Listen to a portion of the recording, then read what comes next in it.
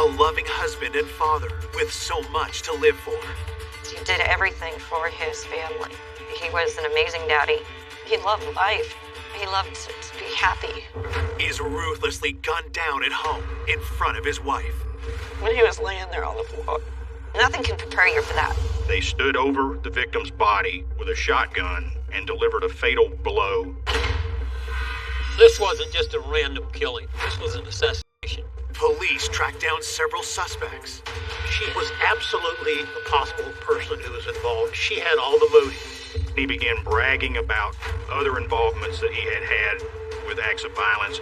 And we knew that he, the victim, had some bad blood between them. Just when police think they might never catch the killer, We were pretty frustrated, and the wind was kind of taken out of our sails. the case takes a mind-blowing turn. She sang like a songbird. He had been in possession of the guns used. Now, law enforcement was pretty stunned by that. To reveal a killer no one imagined. This is unbelievable. It was someone that if you passed on the street would look as innocent as they come. The darkest, blackest. Just Panama City lies on the Gulf Coast of Florida's Panhandle.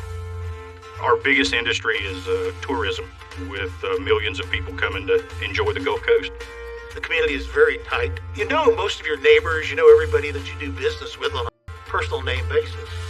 But in the early hours of October 6, 1998, the town's sense of safety is rocked by a chilling 911 call.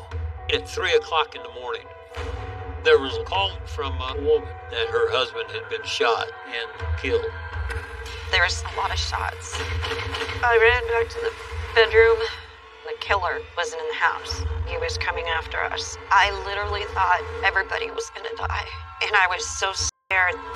Police race to the home, expecting to encounter an active shooter. Their first thought is clearing that house, making sure that the killer's not still in the house. As the officer entered, the first thing that he noticed was the victim's body in the kitchen area. When they started calling out that they were the police and they were there, the wife was in a bedroom. She had retreated to seek safety for her and her children, which were still in the house. This is all just happening so quickly. I don't know how I'm supposed to trust that whoever's out there is not the killer.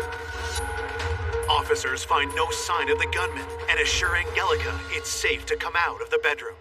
The wife came out and she was very, very hysterical.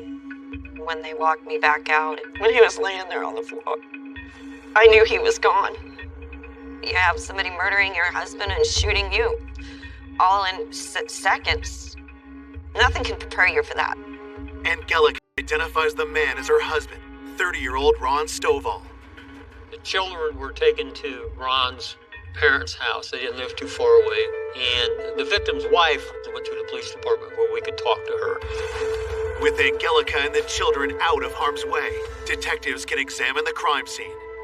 As a responding detective, I go in and start looking around Ron. The victim, he had been shot 3 times in the back, once in the hip, and there was a shot to the back of the head. Investigators find an important clue close to the victim's body. There were some bloody footprints there on the floor. Part of those footprints had what looked like the letter H, 2 H's kind of next to each other on the sole. Whoever was wearing that shoe had perpetrated at least part of the crime because they would have been standing in the victim's blood and then exiting the residence following the homicide. The Stovall's front door also reveals how the murder unfolded. We could see her husband was shot outside, and then the killer shot through the door, and he got into the house, and he had shot Ron in the back of the head. As daylight breaks, a forensic team scours the outside of the home. They found a handgun projectile out on the sidewalk near the driveway. The killer shot what it clearly looks like a handgun round to the lower extremities, and then you have a shotgun round to the head. This was overkill. He stood over the body and delivered a fatal blow. When you see that type of crime scene, you're looking immediately for someone that displayed some type of grudge or emotional hatred for the victim. While forensics wrap up their investigation at the crime scene, detectives head to the police station to speak with Ron's wife, Angelica. We really took note how emotionally overtaken she was. She had been an eyewitness to this scene, so she was critical in our investigation. I can't even comprehend what's going on. He was dead. I did not want to live without him. Ron was truly amazing. He was always full of life, very kind, sincere, very real. Born in Panama City, Ron Stovall was one of 4 siblings. He was very close with his family. He was always out doing stuff with school, doing stuff with the church. He was well known within the community. Ron served almost 4 years in the Navy. He had felt a commitment to his country and enjoyed his naval service. Ron always dreamt of having a family, and in 1989, he met his first wife, Tina Trexler. Tina and Ron got married. They had one child, they had a daughter. The marriage was a rocky one, and after 6 years, it fell apart. Soon after, Ron met single mom Angelica at a local beach bar. He said he knew from the second he saw me that he loved me. Our first night, we went on a date, took me to the beach, to the ocean, put out a blanket, listened to some Marvin Gaye, had Italian food. It was very romantic. He stole my heart, and I was never in love before. I just fell right into his arms. In 1997, the couple married. Just like Ron, Angelica had a child from a previous relationship. A year later, their family of 4 became 5 when they had a daughter of their own. Ron took on several jobs. He worked as a waiter and he worked as a delivery man for the UPS companies. He was very dedicated, and he just got his massage therapy license. He did everything for his family. We were very happy. Who would want to gun down this loving husband and father in cold blood? At the station, Angelica tells police how the murder unfolded. I was able to tell the cops everything I knew, and I didn't try to hold anything back. Ron got up at about 3 o'clock every morning, and I would get up and make his lunch for him to take to work. She explains how Ron left the house and was suddenly ambushed. There were some shots. I didn't know what was going on. He collapsed on the ground, and the killer tried coming through the door, so I was fighting with him. He got his hand through it. I grabbed the gun, and he opened the door with his hand, and I looked down that barrel of that silver gun, and he shot it. The bullet just misses Angelica. I ran back to the bedroom. As Angelica shares more details about the deadly attack, detectives gain important information about the killer. She described him as male, brown eyes, brown hair, and that he had some type of facial hair, possibly a mustache. She indicated hearing the assailant say to Ron as he was delivering the fatal gunshot wound, "This is for her." It sounded very evil. Angelica tells police she doesn't know the meaning behind the killer's words. We need to find out who her was, and we needed to find out what made this so personal to her. Well, this wasn't just a random killing. This was an assassination, is what it was. Investigators ask Angelica who might want Ron dead. Immediately, she went to Tina, his ex-wife. Ms. Stovall indicated that the relationship between Ron and his ex-wife was volatile. There was a custody issue over their daughter. Things got a little bit more sticky with the custody setup, and Ron was filing for full custody of the child. Could the bitter custody battle have turned deadly? This was an enormous red flag for us as a team. Whoever her was may have in fact had to do with his ex-wife. It's probably one of the worst situations we ever deal with, is with the man and woman and children involved. It would just about make a person do anything. Coming up, police uncover a key piece of evidence. He brings out a shotgun round that is similar to the one that we recovered from our crime scene, leading to a disturbing plot. The photo identification made him a prime suspect. It was his eyes. What I saw was the same person. And a sickening betrayal no one saw coming. They planned this whole thing. None of us had ever worked a case like this. I do not understand how somebody can have so much hatred. Are looking into his relationship with his ex-wife, Tina Trexler. We knew that there was an extreme amount of tension between Ron and his ex-wife, and there was a custody battle. that was forthcoming. Ron and Tina originally shared custody, but Ron had filed a petition basically saying that he wanted full custody of the child. Up to this point, Tina was that individual that had the most to gain from Ron's death. Perhaps she had not been the one on scene, but it still doesn't eliminate her as having some type of involvement. This looked like certainly an intentional and a premeditated killing. Might have been a killing for hire. Detectives speak to Ron's friends and family to get a clearer picture of the animosity with Tina. When Ron remarried, it was okay, but not really okay. Tina, as well as her family, did not like the new wife, and the situation deteriorated between all of them. As Ron and Angelica's family grew, Tina's behavior appeared increasingly erratic.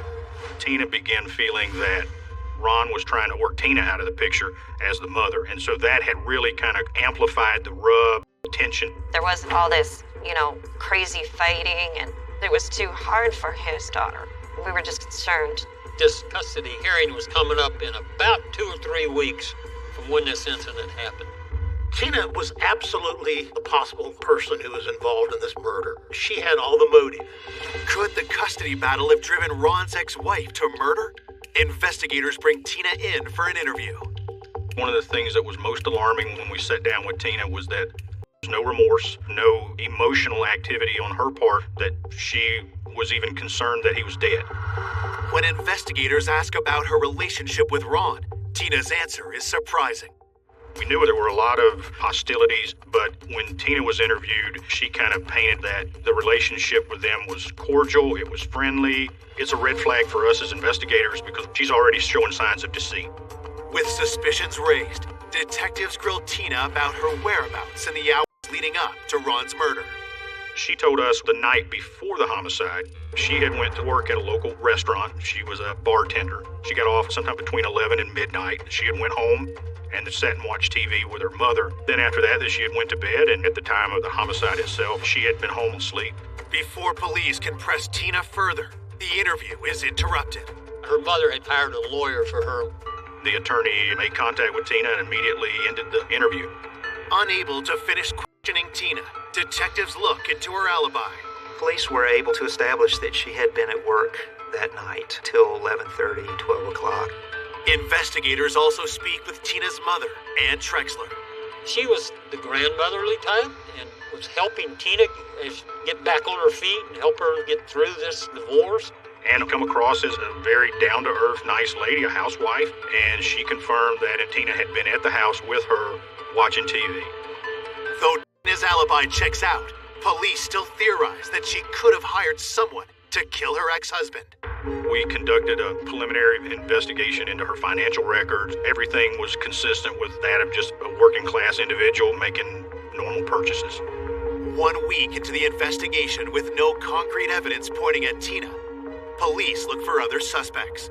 They quickly discover Tina wasn't the only one in a dispute with Ron. Tina had a boyfriend. His name was Adrian Harris, and there had been some confrontations between Ron and Mr. Harris regarding the way Ron was treating Tina. And in fact, at one point, there had been some threats made on Harris's part. Had Adrian decided to confront Ron, leading to deadly consequences. As we began looking into Mr. Harris, whether he was paid to do it or whether he did it on his own, we weren't sure. But the concern was that he may have perpetrated this to make good with Tina for the purpose of helping her. Investigators tracked down Adrian over 900 miles away near Baltimore. When we talked with Adrian, he did acknowledge that there was some bad blood between the two of them, but he really kind of downplayed the significance. The day of the murder, he told us he went to work. He had clocked in before 7:30, and the time of Ron's death was 3:30 in the morning. Detectives checked travel times between Baltimore and Panama City. There was not enough time to get to Panama City from several states away to do the murder and go back home. While Adrian is ruled out, someone close by catches the investigators' attention. We talked to his roommate, Guy McInville. When the officers went to talk to Adrian's roommate, they discovered the description of the killer that Angelica gave to the law enforcement. The roommate fitted quite well. Guy McInville had brown eyes, brown hair, and he had a mustache. Now we had another individual that we want to look at. Once we saw him, Guy fit the description. He was a roommate with Adrian Harris, and we knew that Harris, the victim, had some bad blood between them. We thought maybe he went there to kill him. Is this the break police have been hoping for? Investigators rush to confirm if Guy is a true match for the gunman. We got pictures of him to show the victim's wife, Angelica, to see if he could have been the one that she saw that night. Back in Panama City, detectives include the picture of Guy into a photo lineup. Angelica was an essential witness. She was a witness who can identify the individual that did the crime. Her photographic identification, it was surprising. His wife, Angelica. Now, detectives hope she can identify the shooter from a photo lineup. She picked out Guy McInville as being the killer. It was his eyes. There was something very, very similar. What I saw was the same person. There was an identification of Guy McInville that made him a prime suspect. We have Miss Stovall's positive identification of Guy as the individual that was in front of their house. There's a sense of relief that begins to sweep through the unit because you're finally on to a really developing hot lead. We want to now try to establish what type of physical evidence do we actually have between the victim, Ron, and Guy. Detectives get a search warrant and race over to Guy's Baltimore residence. They make a telling discovery. We search his items, and looking at me right square in the face was a pair of shoes consistent with the shoe impression that we had at the scene. So we're moving in the right direction. Police bring Guy to the local police station for questioning. Although we still were missing the key pieces of evidence, the guns and such as that, we really felt like we're starting to put together edges of the puzzle. In speaking with Guy, what he provided us for an alibi was that he was in Maryland working. At the end of work, he went home, slept. The next day, he got up, went to work, and so that was his alibi. Detectives check out Guy's story. We had had an opportunity to speak with Guy at his place of employment, and we were able to collect some video that correlated with his timeline of what he said. There was physically no way possible for him to have been here in Panama City at the time of the crime. It turned out that what Guy McInville said to the police was correct. Guy had an alibi. Eager to further prove his innocence, Guy volunteers to take a polygraph. He successfully passed that. So we were able to clear Mr. McInville. For police, it's a disappointing setback. We were pretty frustrated, and it's a roller coaster. It's one of those, now you're back in the lows again, and the wind was kind of taken out of our sails. Angelica wanted to help the officers along, but her perception at the time of the event was clouded by the terror, the trauma of the incident itself. I remember him being the same person. It stuck in my head like that, but I was wrong. It's difficult when you see something that quick that you can say, okay, this is the individual that did the crime. We thought we had this thing solved, but you just got to go regroup, see what you still have to do, and you just start from there. Desperate for new leads, investigators review Ron's autopsy report.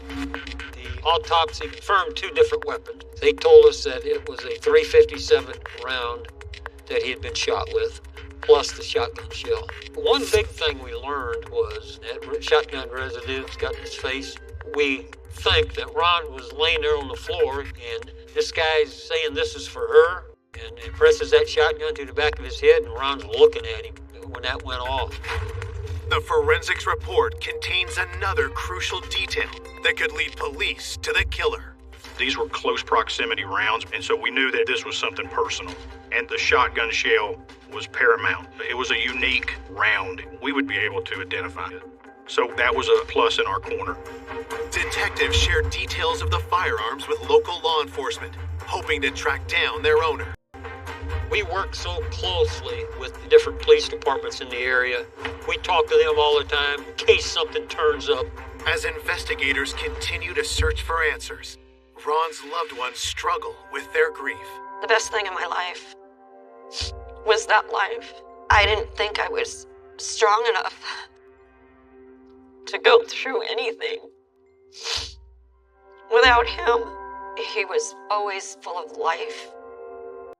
Losing your soulmate, you can't even explain how much pain that was, and still is. It'll never go away. 3 weeks after Ron's murder, the investigation is threatening to grow cold, but then police receive a tip that reignites the case. We got a call from the Panama City Beach Police Department. They had a home invasion out there on the beach. During that arrest, they recovered 2 handguns and a short-barreled shotgun. They knew from the investigation of the crime scene where Ron Stovall was killed that a shotgun had been used and that a handgun had been used. That coincides with what we're looking for. We wanted to go over the evidence they had and the circumstances. Could these be the weapons connected to Ron's murder? The gentleman that they arrested, we started looking into him and looking at his background and everything. He had a pretty lengthy criminal history, had actually been linked to some murders in the past. He really caught our attention. This turned out to be a big break. Police in Panama City are investigating the cold-blooded homicide of husband and father, Ron Stovall. They now believe the missing murder weapons were used in a home invasion robbery, less than 15 miles away. When meeting with this investigator from the Beach Police Department, what he produced from his crime scene was this: a handgun and a sawed-off shotgun. That coincides with what we're looking for. Then he brings out a shotgun round that is similar to the one that we've recovered from our crime scene. We have everything that meets the parameters. Now we really believe we're on the right path. The weapons are sent off to the crime lab. While detectives await the results, they dig deeper into this new lead. At the Beach Police Department, they identified the individual as Tony Alberto Perez. He went by Tony. He had an extensive criminal history. There was some acts of violence in his past. There's some drugs in his past. They really felt like he was a pretty violent individual. Another detail catches their attention. Tony had brown eyes, brown hair, and facial hair. He looks just like our guy. He met Miss Stovall's physical description to a T. Investigators head to the nearby jail where Tony is being held for the home invasion. He come across as a kind of a likable guy. He was laughing and cutting up, but the more he talked, more red flags went up. He began bragging about other involvements that he had had with acts of violence. He was completely nonchalant about it. Detectives turn up the heat and ask Tony if he killed Ron Stovall. Tony totally denied any involvement, any knowledge of Ron, any knowledge of anything that may have happened on that date, and basically told law enforcement, it's not me, I'm not the person. Despite Tony's denials, investigators believe he's withholding information, and they obtain a search warrant. Tony Perez had items that he owned stored at the landlord's house, and we're searching through Tony Perez's items over there. And then we find a pair of work boot type shoes. While inspecting the footwear, detectives notice a key detail. Those work boots had what looked like the letter H, 2 H's kind of next to each other on the sole. It looked like what we had found at the crime scene. And we got those sent right off to the lab. As police hunt for more incriminating evidence against Tony, the ballistic results come back. We actually got confirmation from the Florida Department of Law Enforcement that the guns collected that Tony had been in possession of matched perfectly ballistically to the rounds that we had recovered from our scene.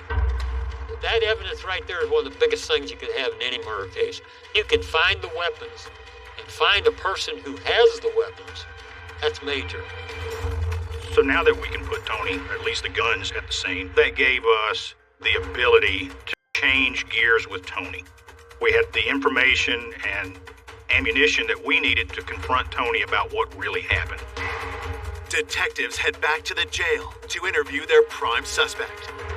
As Tony began to kind of spin his version of what happened to Ron, now he acknowledged having a little knowledge of it, but he said that he had loaned his guns to someone else and that he didn't know what they did with them. He didn't have any involvement in it. But what he says is that he had heard Ron dealing drugs, and that's why he was killed.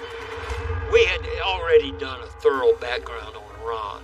We knew Ron was not involved in any drug business. We had talked to too many people. He was a happily married man trying to make it in life. That's what Ron was.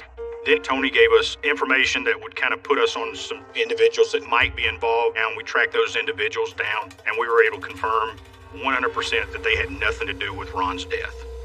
People sometimes, when they are being questioned, especially when the police have some of the goods on them, will make up stories. And that's what Perez did. As far as the police could determine, that was a total concoction by Tony Perez. Detectives believe Tony is lying, but wonder what motive he could have to kill Ron. We were still kind of struggling to establish how Tony would have came into Ron's life. Going through Tony's belongings, we found some cell phone bills there, and they were linked the name of Kim Miller. Kim Miller turned out to be Tony's girlfriend, so we went to talk to Kim. Kim Miller is the owner of a Panama City hair salon. Tony and Kimberly, they had been in a romantic relationship for several months. We were told by Kim that Tony, he was doing odd things for her. He would come around the hair salon and he would actually shampoo customers' hair, clean up, sweep up the shop, things like that. Investigators look for a connection between Tony and Ron Stovall. Kim was familiar with the Stovall homicide. She claims that she first heard about it because she had a customer that had called in and canceled her hair appointment, saying how her ex-son-in-law had been murdered. When detectives ask Kim for the customer's name, they receive a startling response. The connection kind of came out of nowhere and almost as a surprise. Kim's client is Ann Trexler, who happens to be Tina's mother. Tina, Ron's ex-wife. Shot and killed by criminal Tony Perez. They're now exploring a potential link between Tony and Ron's ex-wife, Tina Trexler. When Kim Miller indicated that she styled Tina's mother, Ann Trexler's hair, and law enforcement was pretty stunned by that. Ann Trexler is the mother of Ron's ex-wife, Tina. We knew of the ongoing hostilities between Ron and Tina. So when we talked with Kim Miller, we asked her if she had ever met Tina, his ex-wife. She did meet her on a couple of occasions. Tina's mother, Ann, however, was a regular client, was in there on a regular basis. With Tina previously eliminated from the investigation, detectives asked Kim more about Tina's mother, 52-year-old Ann Trexler. She told us that Ann's talking to her and telling her about these problems with her daughter going through this custody battle with her ex-husband. And she was upset about it. She's afraid she's going to lose her grandchild. Ann had told Kimberly the Trexlers had to get a second mortgage in their home to provide legal assistance to Tina. Could the custody battle be the motive behind Ron's murder? At that point, we were trying to determine exactly who she was. She hadn't really been on our radar at all. We knew that she was Tina's mom. We knew that she was Tina's alibi at the time of this crime. Ann Trexler, no criminal history, supposedly a wonderful grandmother and fine Christian lady who would never be involved in something like this. Investigators contact Ron's wife, Angelica, and learn his custody dispute with Tina brought out a different side to his former mother-in-law. Apparently they had a good relationship when Tina and them were married, but it was just a constant battle over visitation rights. Always just such a fight with her. Looking to see if Ann could have anything to do with Ron's murder, detectives bring her in for an interview. When we talked to her, she stated to us that there was no way that she had anything to do with killing. She did not want him dead. Matter of fact, she said she loved him. And then Ann Trexler wanted a lawyer. And once they get a lawyer, you're done talking.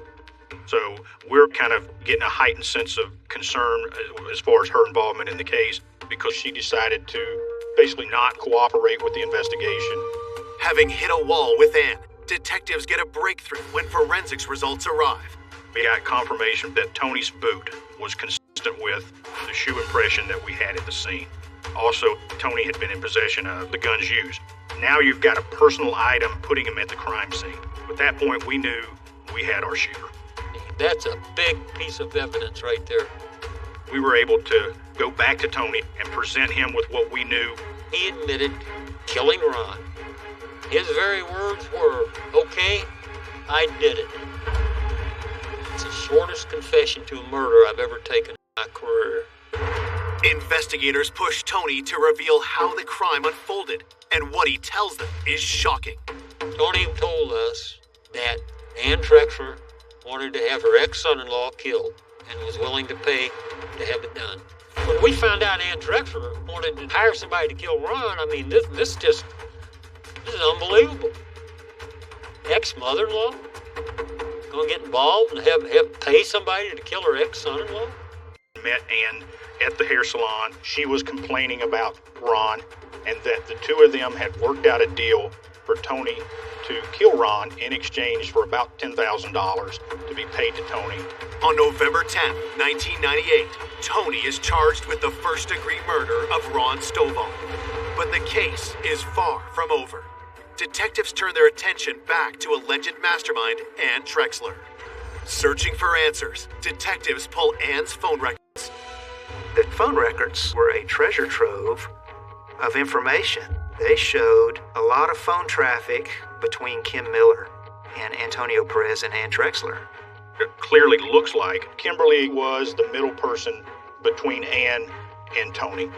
There were phone calls between the Trexler house and Kim Miller at strange hours of the night for strange amounts of time that could not be explained away by saying, we're setting up our set. Another thing, we were able to show that Ann Trexler received a phone call from Kim Miller the morning right after Ron's death. So there were links to tie Ann Trexler to this plot, but there was no hard, concrete connection of evidentiary value. We needed something else that would show that Ann, in fact, had hired Antonio Perez to kill Ron Stovall. Tony Perez, he says that he had come to an agreement with Ann Trexler to kill Ron for $10,000. Detectives scour Ann's financial records for any signs she had commissioned Ron's murder. We have withdrawals from her bank accounts that coincide with when Tony says he was paid and the amount that he was paid. So now we have proof that what Tony's telling us is accurate regarding being paid. With regards to Ann, none of us had ever worked a case like this. So it was kind of a shock that all of these pieces were kind of lining up to support she is the motivation to this entire crime. But we felt like we still cannot make the case against Ann Trexler. We needed someone to corroborate what Tony Perez said. We needed somebody else that can draw the line between the money and the murder of Ron Stovall. We have to go back to the middleman in the case, which is Kim Miller. She's the whole key to this thing. She was looking at criminal charges, but without her, we're not going to get Ann. She's the only way that we're going to have true accounts of what happened. We went and picked up Kim Miller and brought her in. Kim Miller, she stonewalled. She said, no, I'm not talking to you. I'm not telling you anything. Investigators working the Ron Stovall homicide have charged shooter Tony Perez with murder and believe the mastermind is Ron's former mother-in-law, Ann Trexler. But to build an ironclad case, they need Tony's girlfriend and go-between, Kim Miller, to share what she knows. However, Kim is refusing to talk. It really wasn't until we actually laid out in front of her the phone records and drew the lines between Ann and her and Tony that we were able to convince her to cooperate with the investigation. We let her know, she was going to be charged with accessory to the murder, and she's facing life in prison. Prosecutors offer Kim a deal, a reduced sentence in exchange for testifying against Ann Trexler. Eventually, Kim takes the deal. Kim sang like a songbird. Kimberly was very adamant that there was a deep-seated hatred for Ron on Ann Trexler's part. She indicated that on many occasions, Ann Trexler ranted and raved about Ron Stovall, how bad he was, that he was going to remove her granddaughter. She wished that somebody would take him out, and it got more and more. Finally, Kim said, okay, if you're really serious, I know somebody who might help you. Kim lets her know that her boyfriend, Tony Perez, will get rid of him for $10,000. That's how the deal came about. Kim then reveals how in the early hours of October 6th, Tony drove to the Stovall house to lie in wait for Ron. About 3 o'clock in the morning. When Ron went out to his vehicle, Tony took a shot at him with a pistol. And Ron ran inside and slammed the door behind him, and Tony Perez fired more shots, which struck Ron in the back. To finish Ron off, Tony tried to force his way inside the house. Angelica, she tried to hold the door, and Tony Perez fired a shot that almost struck her. She ran to the other room to call 911. Tony Perez came in, and he found Ron on the floor and walked up with a shotgun said, "This is for her," boom, he killed Ron Stovall right there.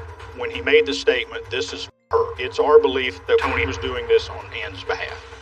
Tony came there to do one thing, and that was to kill Ron Stovall. Once he had made his getaway, he was able to reach out to Kimberly and make notice to her that, in fact, the job had been done. And then, of course, she notified Ann. Kim swears Ron's ex-wife, Tina Trexler, wasn't involved in their murderous plan. Law enforcement looked at Tina Trexler. Her mother, Ann, may have confided in her, but no one could get to that much evidence to put Tina in the situation of taking Ron's life. Ann Trexler, she tried to be the grandmotherly type, but she planned this whole thing. Ann Trexler's thought pattern was, Ron Stovall is getting ready to take my only precious granddaughter away from me, and I won't have visitation. And he left my daughter. He married somebody else. He should not be able to get away with this. From an investigator's perspective, Ann carried just as much weight as Tony. Without Ann, Tony would not have even known who Ron Stovall was.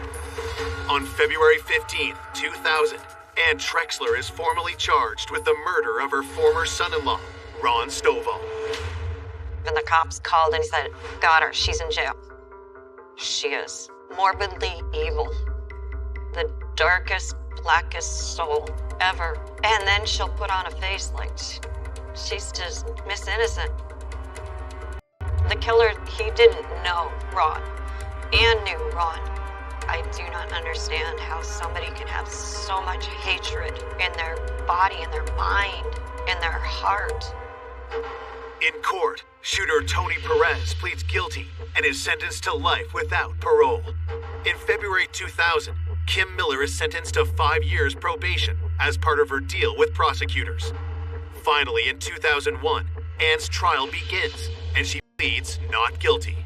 Ann Trexler took the stand. She testified about not being involved.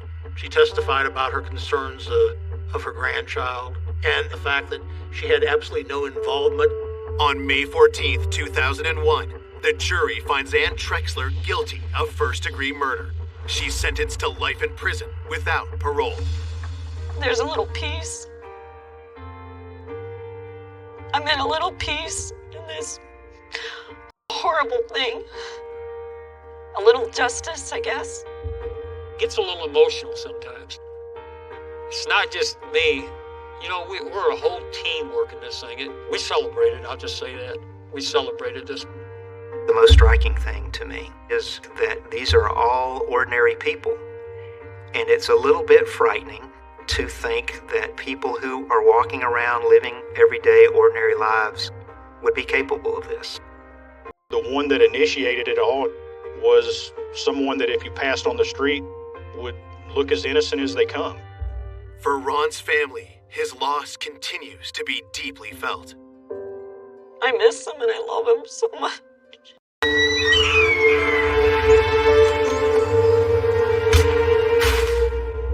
This is a murder investigation. We've discovered a dead body in our city. That's not something that happens every day. The first 24 hours to 48 hours of any investigation is absolutely critical. Something bad has happened.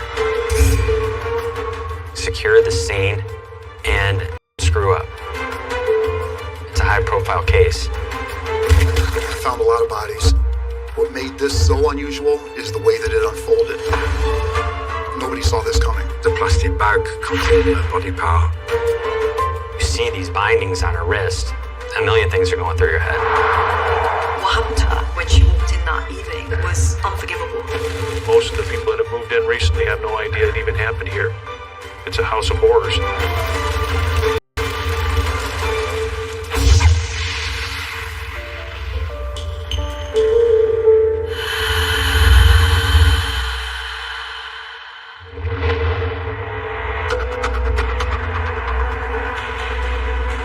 I'm faced here with a really complicated scene. The body was obviously in a very advanced state of decomposition. There were lots of potential challenges. He appeared to be wanting to move fairly quickly. She's probably been there after she went missing. So it's not a grave. It's devastating, really, really devastating. There was no love there.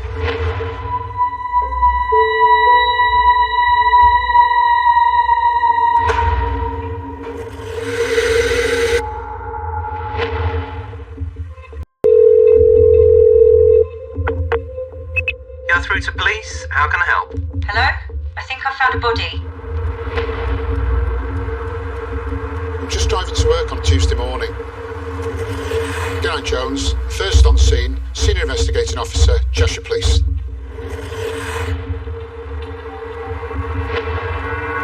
This morning's headlines on the hour, and what appears to be human remains have been found near the River Kent in Sedgwick. Just heard on the news that the police in Cumbria have found a body. We've been looking for an Asian girl for 5 months. Local roads have been closed while police investigate. More on the story as it develops. This could be the break we need, because we've not got anywhere in terms of finding her yet. Just had a phone call from a colleague, and he's saying he spoke to the pathologist, and she says this girl in Cumbria could be an Asian girl. This could be Shafilia Ahmed.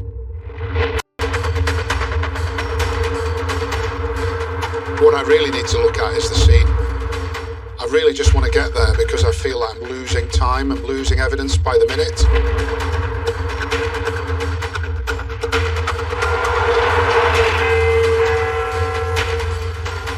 I'm sitting at my desk at the Natural History Museum and I get a telephone call. They want me to go up to Cumbria straight away. Dr. Amaret Whitaker, first on scene entomologist. The purpose of me being called to the scene is to examine the site and to see if there's any insect evidence remaining there. The body has been removed and I don't know whether I'm actually going to find any insects at all. I'm really worried about this because the weather's closing in, you know, it's cold and wet and I haven't got control of that scene. The river's been through here, there's been a lot of flooding, but there's lots of opportunity. This is a remote area. Certainly looking at some entomology at the scene. The body's been removed. I want to establish, is this a body deposition site or the scene of where this murder has taken place? A forensic entomologist examines the insects that are associated with the body. The main purpose of this is to estimate minimum time since death. So if you can estimate how long the insects have been associated with the body or colonizing the body, that gives you a minimum time that the person must have been dead. That means then that the police can focus their investigations on that particular period of time, when they know approximately when the person died. This is the first lay-by you come to when you come off the slip road out towards Sedgwick. It seems to me to be a classic body deposition site, which actually means that whoever put her there won't have been there for long. From the initial assessment of that scene, I want the search team out to do a wider search of the whole area. I want people on the ground to start some inquiries. There may be something really important there that cracks the case. Arrive on scene. Dr. Jennifer Miller, first on scene, environmental profiling. Environmental profiling at an outdoor scene takes into consideration the plant remains, the soils, and the interplay of them and the body itself. I'm really, really confident with the people I've got working with us here. You know, it's a big challenge at that scene, but if anyone's going to find anything, it'll be this team. What I'm looking for at the scene is any insects that may have been associated directly with the body. If you want to get the most accurate minimum time since death, usually the blowflies are the most important insects, because they're generally the first insects to be attracted to the body, and the female will lay her eggs on the body. They will then feed on the body as larvae, and then they will move off the body to pupate. So those are always going to be the first insects that I'm going to be looking for to see. As soon as I started digging around the area where the body had been lying, I was starting to find quite mature larvae which had finished feeding on the body, and I was also finding larvae that have finished the feeding stage. So what I'm really interested in is finding the oldest insects that have been associated with the body, because those are the ones that are going to give me the most accurate minimum time since death. There's been a river flooded through the location. Any chance of recovery is slim. You got to do your best. Although I'm able to identify straight away the stage of development that these insects have got to, I'm not able to give an immediate time that they would have been laid on the body as eggs, because it's February and obviously we're just coming out of winter time, which means that the temperatures would have been quite cold. So these insects would have been developing relatively slowly compared to if, for instance, we were in the summertime and we'd had some hot temperatures, and therefore they would have been developing much faster. That scene could have some vital clues. I've now collected all the samples that I think I'm going to need, and now I'm going to go to the mortuary in order to examine the body. Now, looking around here, it's quite a remote area. The pollen may be important. I already know that when the body was lifted, there was adhesion between the vegetation and the body parts themselves, which tells me that she's probably been there since very soon after she went missing, simply because the mosses have actually held themselves onto Shafilia's clothing. That couldn't have happened in February because mosses are fairly dormant at that time. So it's not a grave. All of my initial observations are leading me to the opinion that this depressed area is where Shafilia's body has lain since she was put there.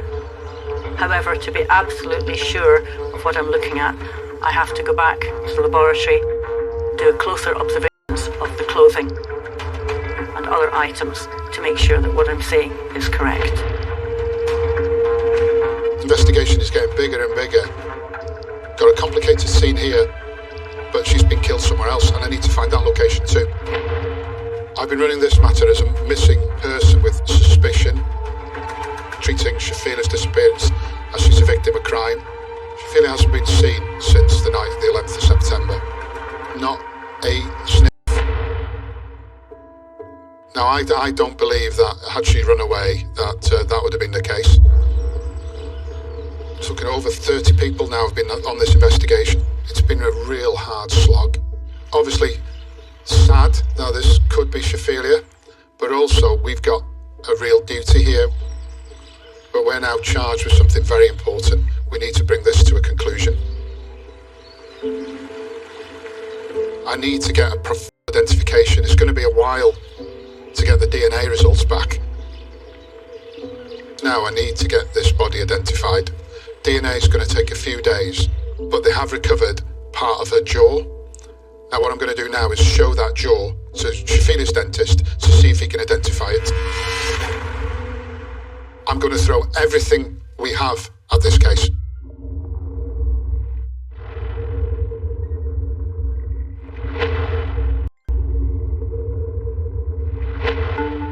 Shafilia's dentist has just had a look at this jaw. You could sense straight away the urgency, and we need identification as quickly as possible. Jerry Southern, first on scene, general dental practitioner. Everybody's dentition is quite unique, almost like a fingerprint, and can be used quite easily to identify a person. It contained just the lower jaw plus an assortment of loose teeth that have been found around the body. I could actually slot some of the teeth into position in the jaw. I'd probably been treating the Ahmed family for at least 10 years prior to the disappearance of Shafilia. They always came in regularly every 6 months for checkups and whatever treatment was necessary. That's how I got to know them. Shafilia only had 2 fillings on the lower teeth, but they were quite uncommon in the position of them.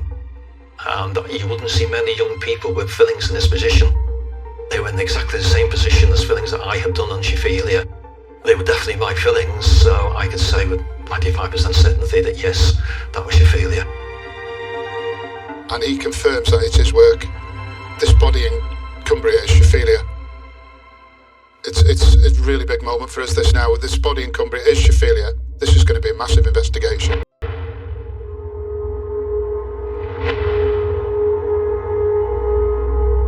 I need to brief our family liaison officers so they can tell the family that the body in Cumbria is that Shaphelia, so that's something we have to do straight away. Yeah, Shaphelia, she was bright, happy, outgoing. She was 17, but she wanted to, become a lawyer.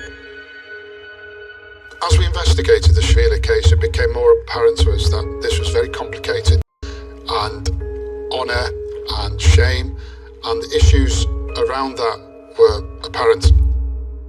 This is 2003 in Warrington. I'd been a senior investigating officer, been in the police for some time, but this is an area that really was alien to me. So I needed help with this. So Aisha not only is expert in understanding the cultural elements, she is academically qualified to make comment, and I think that was really important to us to turn the cultural stuff into an evidential form that the court could accept. I work on the intersections of violence against women and girls in black and racially minoritized communities. Professor Aisha Gill, first on scene, Professor of Criminology at the University of Roehampton. Cheshire Police got in touch with me soon after she disappeared. And my job was to assist them in relation to this family, the family dynamics, the cultural context, in order to build up a picture in understanding Shaphelia's experiences as a young woman growing up in a Pakistani diaspora, backdrop being Warrington, a predominantly white community, and what kind of experiences she would have encountered in relation to the norms and values of her parents and the norms and values that she was growing up with. We've been to inform Fazana, Iftikhar Ahmed, mother and father, that the body in Cumbria is, from the dental records, Shaphelia. The family dismissed that somewhat and said, come back to them when we can be 100%.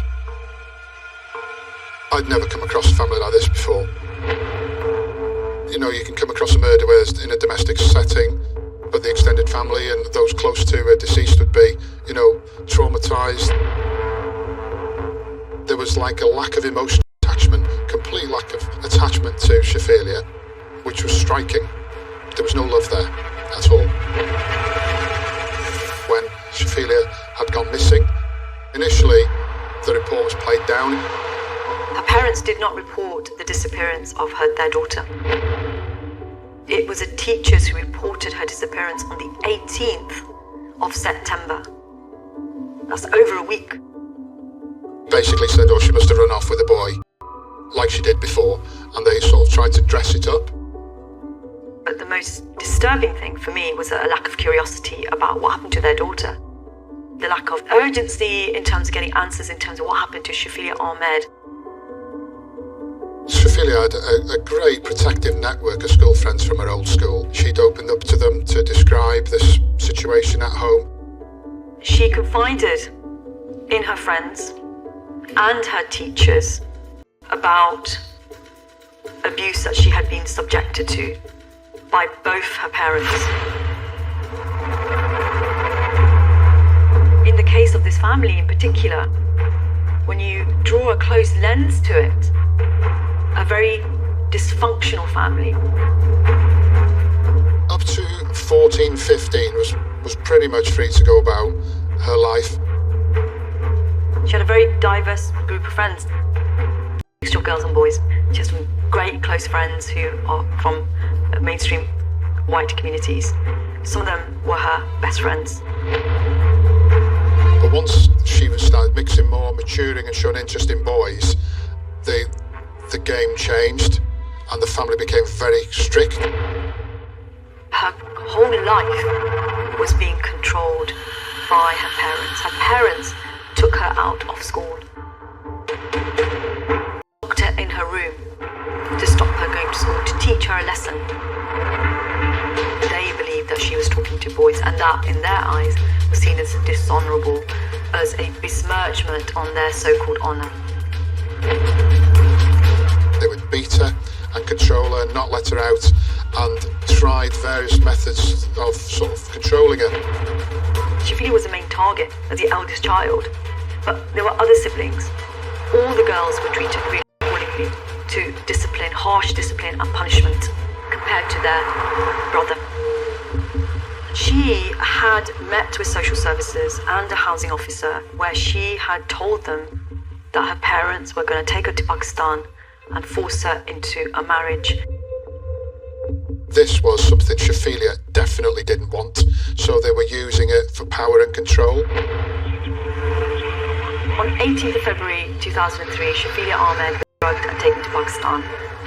And the objective of her parents were to force her into a marriage against her will. And that led to a significant cry for help. She self-harmed over there by drinking a caustic substance to avoid this marriage. And that cry for help materialised in Shafila one evening ingesting bleach. Now that was a suicide attempt. Now it was claimed by Shafila's father that she had mistaken that bleach for mouthwash. But she came home. As soon as she landed, she was at the local hospital in Warrington. This is how serious her injuries were. I'm sure she suffered terribly with this throat problems that she had. She was in hospital for over 8 weeks. Despite her horrific ordeal, she was still determined to pick up her education. So she registered at the local college. I think, what's really important to highlight, she loved her parents, but they just did not let her be. I was very aware of the dynamics and the relationship between Mr. Ahmed and Mrs. Ahmed. It wasn't just Shafila's father who was abusive, but it was Shafila's mother who was abusive to her daughter for many, many years behind closed doors. Shafila Ahmed was a young, bright, intelligent, aspirational individual, and she had plans to go to university to study law. And she disappeared on the 11th of September 2003.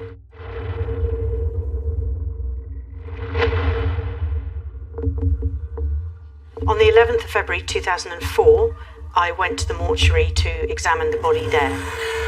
The body was obviously in a very advanced state of decomposition, so I wasn't really expecting to find much in the way of insect evidence still on the body. What I did find, however, though, were some species of insects which colonised the body at a later stage of decomposition. So once I'd carried out my analysis and then using developmental data that I already have, I was then able to estimate the time that the insects were laid as eggs on the body itself. I looked at the clothing in the laboratory with a microscope, and I'd also taken samples from the deposition site itself. I confirmed that the mosses growing on the trousers were exactly the same species as those growing immediately beside the body, which is a very strong indication of just overgrowth. The very fact that she was stuck to the ground by the plants that had been ripped off the ground to lift her body tells me that Shafila has been there since the growing season was still ongoing. I was able to answer quite a number of difficult questions that helped to confirm that the body had been placed there and then had not moved there until the flood water had dislodged some parts of her when she was killed in September. My findings were that the body had been colonised sometime between the beginning of September and the beginning of October. So this suggested that Shafila had died soon after she had gone missing.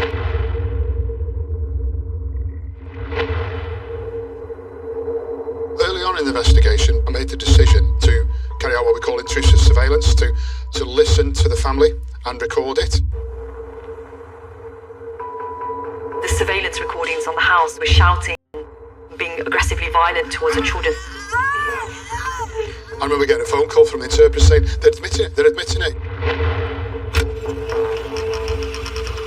The context, though, was really challenging for us, because how they say it in that context, or how it translates into English in a typed form, it's really difficult to get across that actually they're admitting it, they're saying this now, when actually they weren't quite. I mean, it was devastating, really devastating. There was in-depth searching and forensic examination of the property. took the house apart. What we did find, there was a phone call to an estate agent in there. On the 15th of September, this was 4 days after she'd gone missing, they actually had the house up for sale. A guy called Brian Monaghan, I remember his statements, and he was looking for, to buy a new house, and he actually went there to look at this house. On the 18th of September, my wife, myself, my daughter, we were viewing houses in the Warrington. Brian Monaghan, first on scene, witness. We had a phone call from the estate agents to say that a house on Liverpool Road had just come onto the market, and we'd be the first to go and view it if we wished to do so. And at that time, when he was in the house, Shafili was missing. As soon as we were inside, it was very well decorated. It had recent money spent on the property, brand new furniture, brand new carpets, and a brand new kitchen had been fitted. Atkar appeared quite nervous. He was talking to his wife at various points in what I assume was their native language, and also made some comments directed at 3 teenage children who were sat on a long bench seat on the left-hand side of the kitchen. Those children were dressed in traditional costumes. And actually there's a fourth daughter, Shafili, who was missing. The children all appeared very reserved, and if anything they were taking direction of their parents as to how to present themselves. That's how it felt. It felt contrived. When my wife, myself, my daughter walked into the kitchen, they all stood up and bowed, which I just took as a sign of respect. He then said, I'll take you and show you the garage. Opened the garage up, and it was painted meticulously white floors. It didn't even look like people had stood on the floor.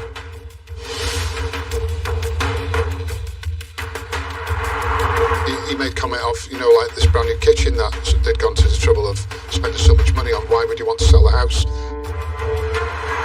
I wondered, having him spend so much money on the house, whether there was an issue. And I was thinking of neighbours. I said to him, why are you moving? He just paused and he stared across at his wife, and his wife said something to him in his native language. And then he said, it's a bit of a problem. My daughter's going with a young boy. There are him and other people who are basically, we don't like, and we don't like them being with our daughter. Our feelings are that we were better to move out of the area. We ended our conversations. He said to me as I was walking out, the price was negotiable. If you are really interested, then come back to me. That's where we left our conversations on that particular day.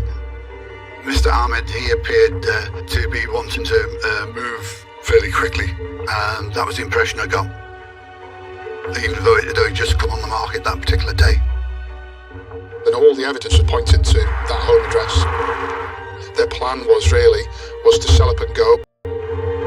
We spoke with quite a few people locally, but there was no one really close to them that would support or help.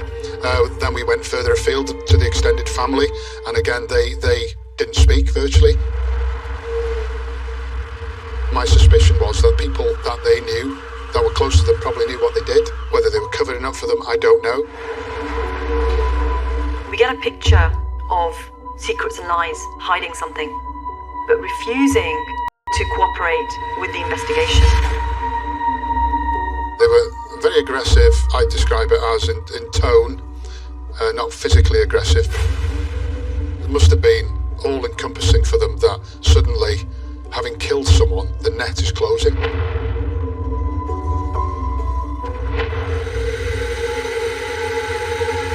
Having gone through all this work, we engaged the County Prosecution Service, and we produced a file of evidence to see if there's sufficient evidence to charge Farzana and Iftikhar Ahmed with the murder.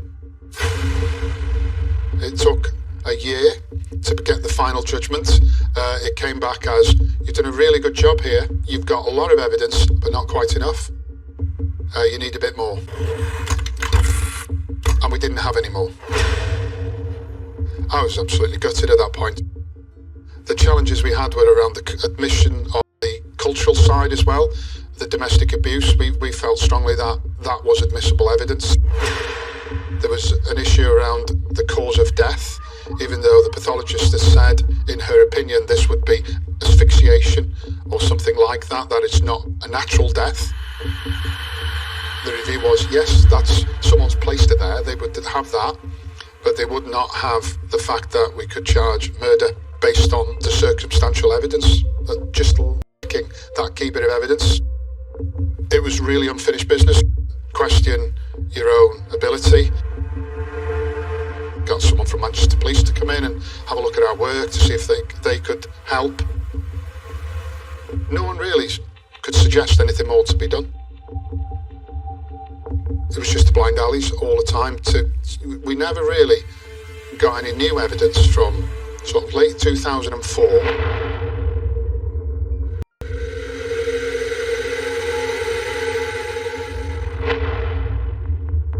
This is a day I won't forget. I was on holiday and I got a phone call from a colleague. And I knew straight away what it meant. Shafila's sister was talking. She told the police about what happened to her sister, Shafila Ahmed, on the evening of September the 11th. And I remember getting quite excited about it, really thinking, okay, here's the big break, really. So my first mindset is, well, let's make sure she's safe and okay, and that the right people are working with her, which was the case. The next process starts where we bring in the Crown Prosecution Service to evaluate the case, and Helen Morris was brought in as a special caseworker. At the time was sort of specialist lawyer to deal with the most important cases. The telephone went. As Alicia had been arrested, Helen Morris, first on scene, Crown Advocate. He gave me a very brief background to the case because I knew nothing about. He said that there was a historic murder, that Alicia Ahmed, who was the sister of the victim of that murder, had been arrested for an armed robbery at her home. She got mixed up with some people. Alicia had arranged a robbery at her parents' house. Family pointed the finger that Alicia would be behind it, so the police investigated and brought her in. When she was interviewed, she requested to speak to another police officer about her sister's case. And that she had asked for the interview to be suspended. So Alicia had told the police that on the night of September the 11th that she had witnessed the murder of her sister. I think she just felt safe at last, that she was able to disclose what had happened. I knew nothing about the previous investigation.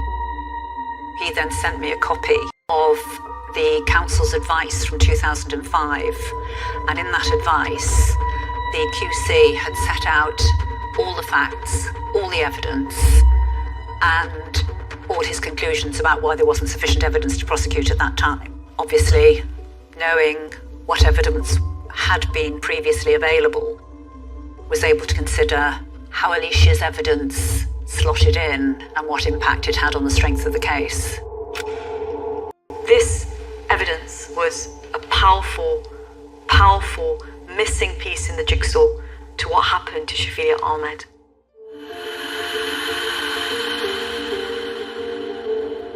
Alicia was a very important witness for us, but Alicia, along with the other children, had previously said that their sister Shafila had gone missing from home and had never disclosed that their parents had killed her.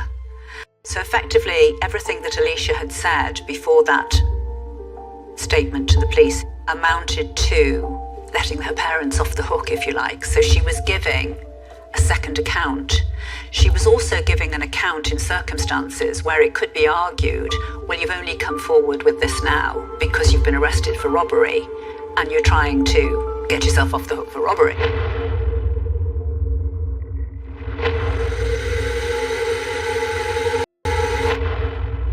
On the 2nd of September 2011, Iftikhar Rivka and Fazana arrested on suspicion of murder, but released on bail.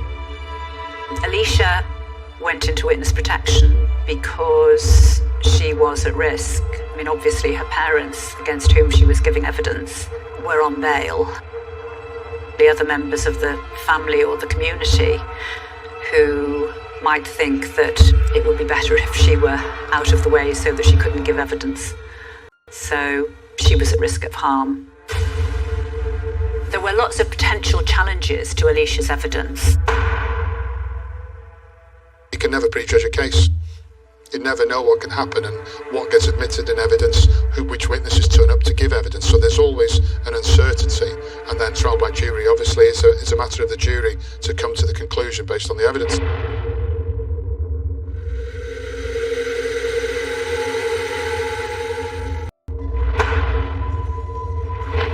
On the first day of the trial, I'm feeling apprehensive.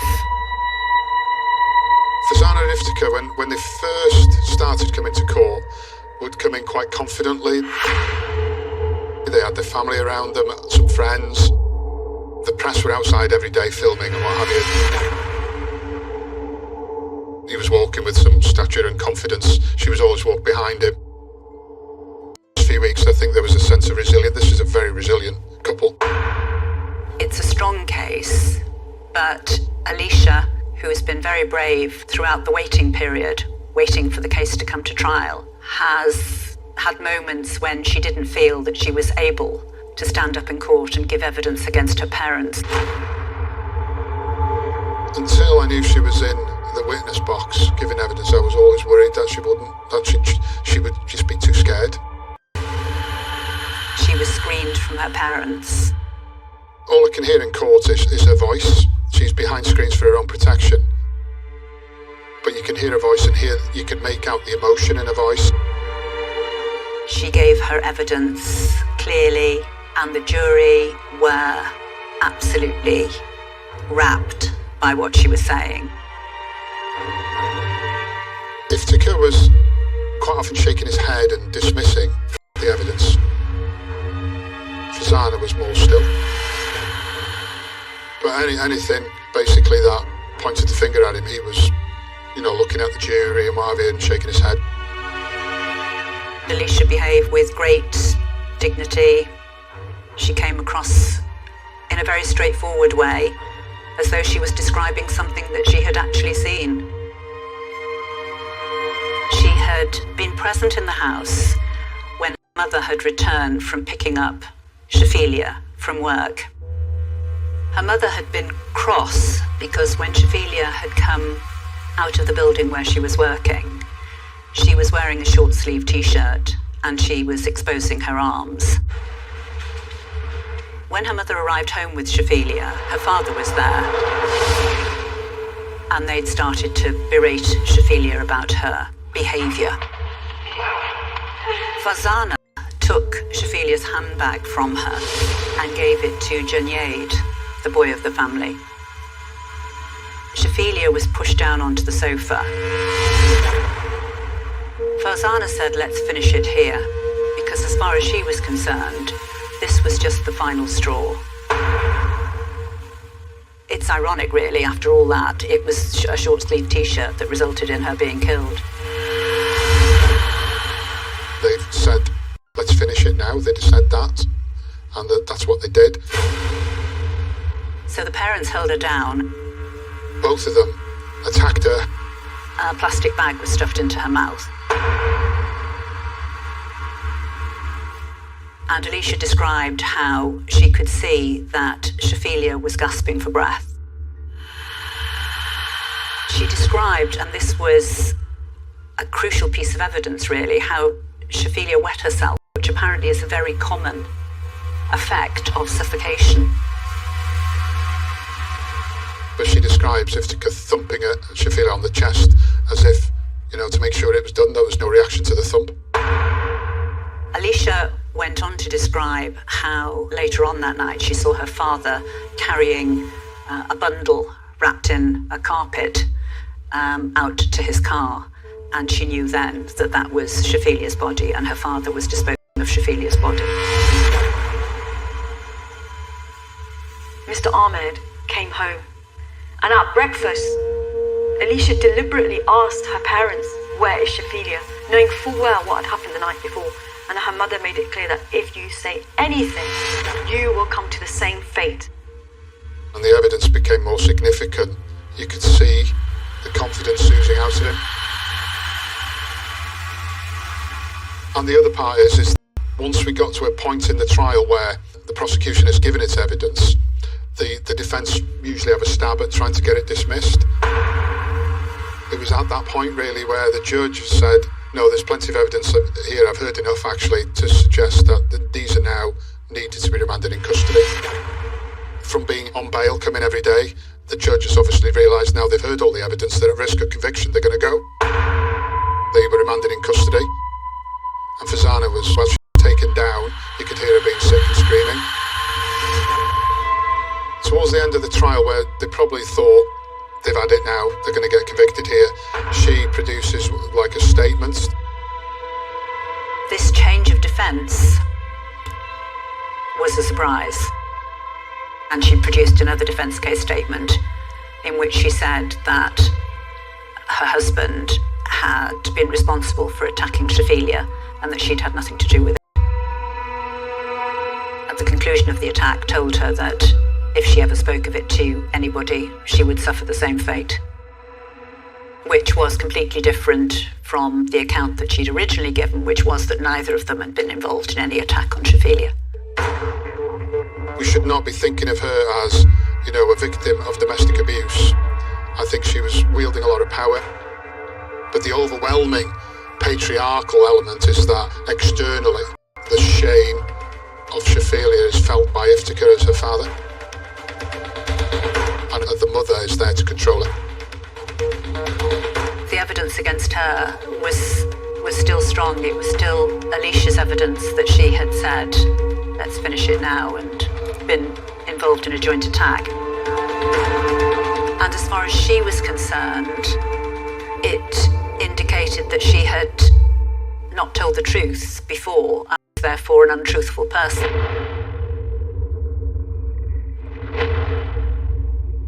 I remember preparing for a press conference on the two verdicts. We had a plan on conviction or non-conviction. Two different press conferences, really.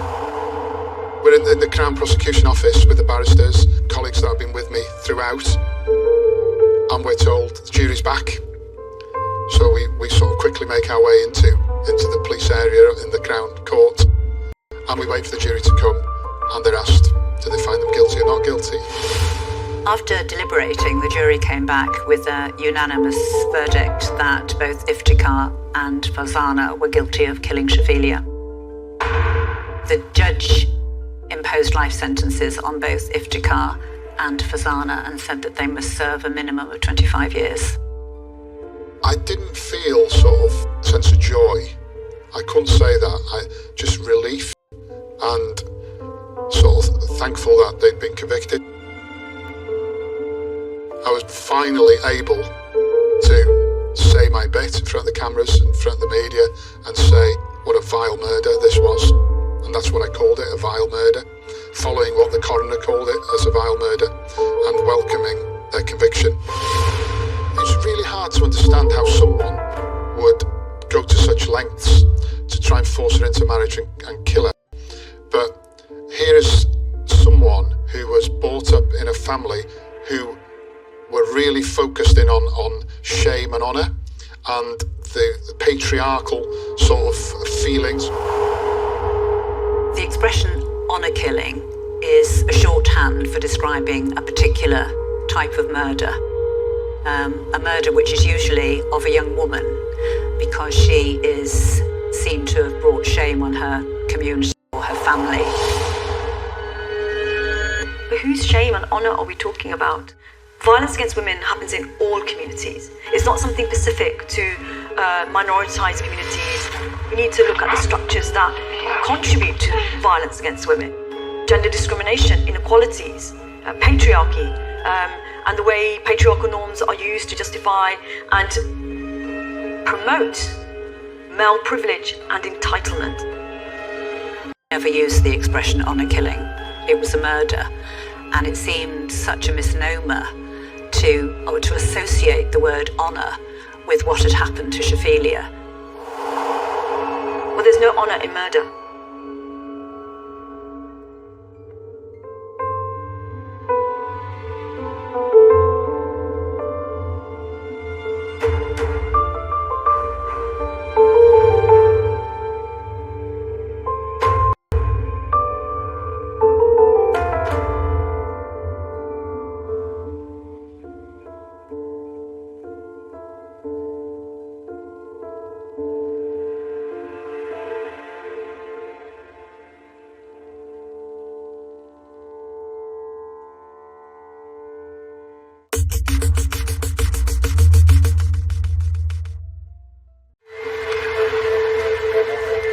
Every summer, thousands of holidaymakers flock here to the British seaside to enjoy the warm weather, the pebble beaches, and the amusement arcades.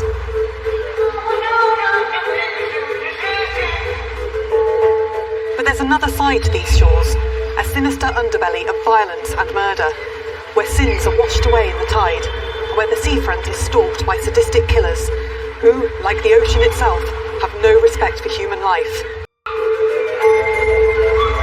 My name's Dr. Nell Darby. I've written extensively about the history of crime, researching the reasons why people kill. Over the course of my career, I've developed a keen eye for spotting trends in a killer's behaviour. Nowhere are these trends more striking than in the not-so-sunny seaside towns of Britain's coastline, which have always seemed to attract an extraordinarily high number of murderous rogues. In this series of Murder by the Sea, I examine a selection of chilling new cases, many of which have never been featured on television before. Join me on a journey to the cliff's edge, where the land meets the sea, and where life meets death.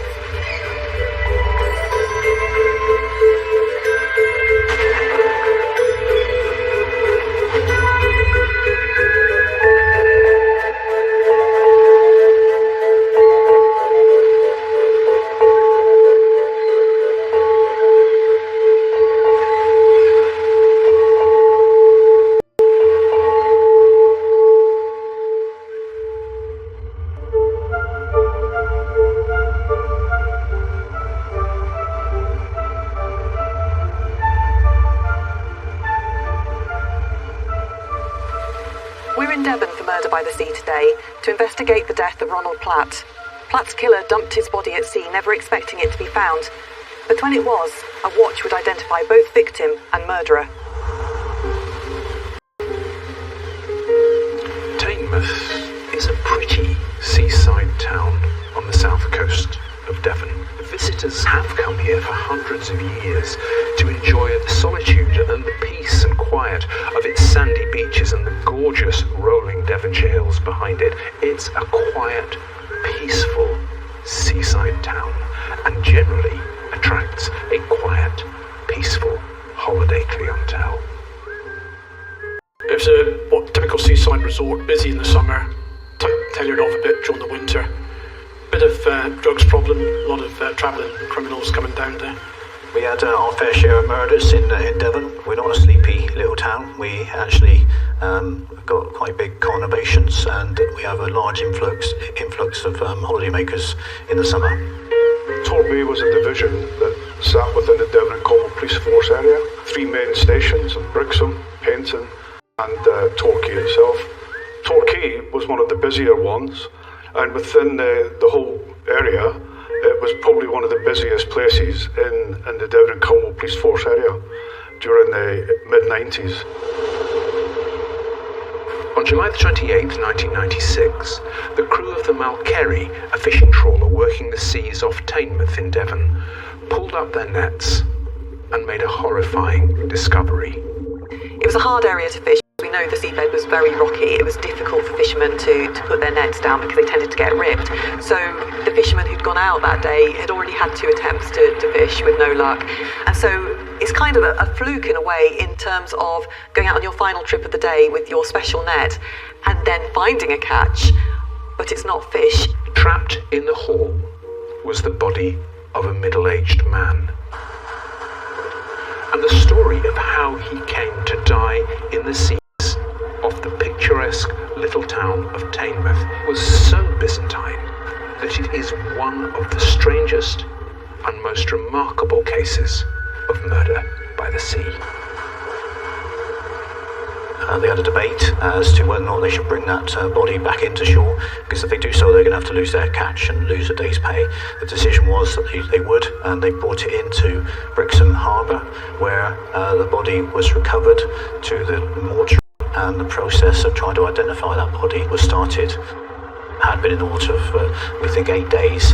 It hadn't been affected that much by the sea, albeit the only distinctive mark the body had was a tattoo on the back of his right hand, which we couldn't make out actually what it was. And he had a nasty gouge on his head, but he had been trawled up with a trawler trawling the seabed. At that time, it was a unexplained death, the blow to the back of the head. The ordinary doctor who was certified deaf was unable to say whether it was post-death or pre-death. The injury to his head, it could have happened as he fell into the water, could have happened whilst in the water. First of all, you have to identify the last known movements to actually get a proper answer as to the scenarios that could open up before you. Another significant thing was that the pockets were all turned out on the trousers of the body. There's nothing in the pockets, and the only thing he had on was this Rolex watch. Rolex is a high-end brand, and inside the mechanism of every one of its watches is a tiny serial number. And on top of that, every time a Rolex watch goes in for service or repair, the watchmender adds another tiny engraving on the mechanism. Rolex Trumpson had found where the watch had been purchased and where it had been repaired, with the details of the person who had it repaired. If the individual hadn't been wearing that Rolex watch, I can't say we wouldn't have identified him, but it would have been far, far more difficult, and probably really unlikely that he would have been identified. I think every case you look at has to start with understanding as much as you can about the victim. Without understanding the victim, there's no way that you can understand the associations that they have with people and how they move around in society and who they might have come into contact with that would have caused them risk. Ronald Platt was British, but he also had a Canadian passport. He had dual nationality. He was ex-military, and whilst serving is where he had purchased the Rolex watch. So that watch was quite precious to him, because on the military pay that he would have got at that time, it wasn't brilliant. It would have taken a lot of his pay packet. So we got the name of Ronald Platt and had his address. We did further inquiries on where he would speak to his brother, who identified the deceased as Ronald Platt, and he told us that we should get in contact with his best friend, or a real dear friend of his, in the name of David Davis. In 1991, a smartly dressed man with an American accent walked in to an art valuation house in the little town of Harrogate, north of Leeds in Yorkshire. He introduced himself as David Davis. He said he was a businessman from London and he was planning to move up to Yorkshire. He got talking to Elaine Boyce, a 39-year-old woman who worked in the firm, and very quickly they struck up a friendship. Elaine lived with her boyfriend, Ron Platt, in Harrogate. Over the ensuing weeks, Davies inserted himself into the couple's life. Very quickly, he offered Elaine a job, but she told David Davies that she wouldn't be able to do the job for long. She said, "Within 2 years, Ron and I are definitely going to Canada, and that's where we're going to make our lives." "Not a problem," said David Davies. He suggests to Elaine and Ronald that they go into business with him. And this is an excuse really to start slowly adopting Ronald's identity over the next couple of years by saying that he needs various documents of his business reasons. And so he creates this world where they are dependent on him, slowly inveigling himself into Ronald Platt's life with an aim to take it over. He didn't want to put his own name on the business. He would fund it, but it would have to be their names on all the paperwork. They had by now fallen for David Davis completely and saw no problem, and they signed the paperwork. He is willing to take the time that is needed to take on this man's identity without panicking him or making him realise what's going on. Why would Ronald Platt think that Walker was doing anything when he's been friends with him for a couple of years? In February 1992, David Davis funded their emigration to Canada. Before they went, he said, "The limited company, we'll have to close that down. I'll take care of all of this, and all I'll need are your national insurance numbers and a rubber stamp of your signature so I can stamp that on all the paperwork for the closure." Elaine and Ron thought nothing of it, and they set off for Calgary. Ronnie Platt was very keen to go and live in Canada. As it transpires, Elaine didn't like it that much over there. She stayed with him for a while, but then wanted to come back home. In June 1996, 3 years after they'd parted, Ron wrote to Elaine saying he planned to contact the nice David Davies to see if Mr. Davis had any work that Ron could do. Unfortunately, that was probably the start of his demise, because having found them created problems for David Davis, as he knew him, because David Davis was now calling himself Ronnie Platt. By adopting another identity, you are getting the chance to act out a life and character. You can kind of forget the past, forget the aspects of yourself you don't like, and take on this new role, being seen as something other than you are. And when you're fed up of that identity, you can drop that, take another one on, so you can constantly recreate yourself and pretend to be somebody you're not.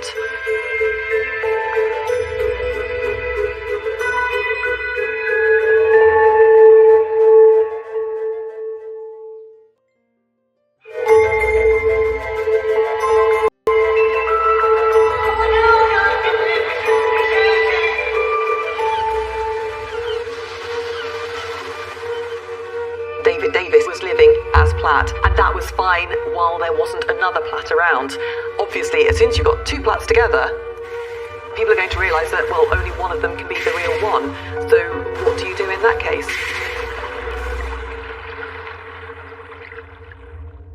The watch had been serviced 3 times in Harrogate, so we were then trying to trace Ronald Platt, and the housing came up with an address in Beardsley Drive, I think it was, in Chelmsford. And on the back of the application was a telephone number for a reference for David Davis. As far as we were, he was the last person who possibly had seen Ronald Platt. They tracked Davis down, and he agreed to come in to the local police station. And he arrived, calm, elegantly dressed, every inch a suave, confident American businessman. David Davis told us what he knew about Ronald Platt, and told us that he'd last seen Ronald Platt just before Ronald travelled to France to set up a business dealing with radios. And in fact, David Davis said he lent him some money in order to try to set that business up. We weren't suspicious of him at that stage. We were keeping a very open mind.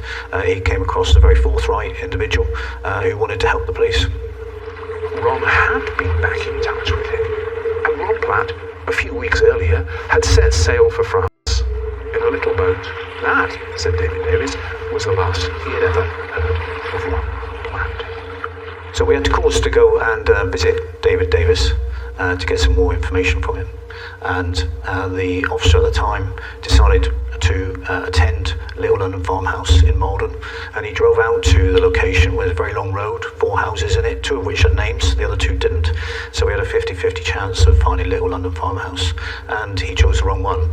He chose the next door and spoke to the neighbours, and they informed him that actually Little London Farmhouse was next door, and then informed him that actually it was Ronald Platt that lived at that house, and told him that they'd last seen Ronald Platt that morning. Initially a small team was set up to look into this. Then eventually it was decided by the senior investigating officer to arrest David Davis.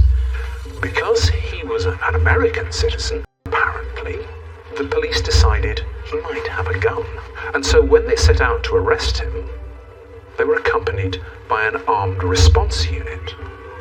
So David Davis, as we'll call him, was arrested on Halloween of 1996. Then he was transported firstly to Chelmsford, then to Torquay Police Station for questioning.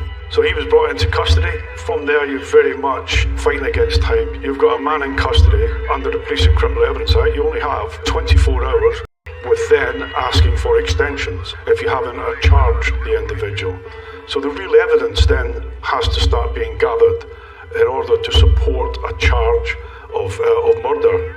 So you don't have any eyewitnesses. You're looking at it as very much circumstantial. When he was arrested, he had documentation in one pocket for Ronald Platt and in the other pocket for David Davis. Following the arrest, the search was done of Little London farmhouse Woodham Walter. The search was quite extensive. It took 2 days. There's numerous paperwork there, but nothing older than 6 years. His wife, which eventually turned out to be his daughter, was called Noelle at the time, and she had documentation also for Ronald Platt and Elaine Boyce.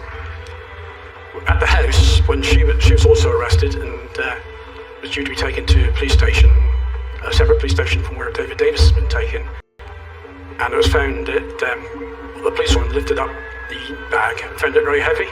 Upon opening it, she found 5 50-gram gold bars in it and £4,000 in cash in various envelopes. That's the first time I've ever seen gold bars, I must admit. One of my tasks was to assist with the search of the house, and I just remember having the great job of counting all this cash under camera, powerful white lights beamed down on me while they video me, just to make sure that we were very transparent about how much cash we were finding, etc., and the gold bars. We are talking about a murder that we say has been committed somewhere off the coast of Devon. So we have to try and now put that person in this vicinity.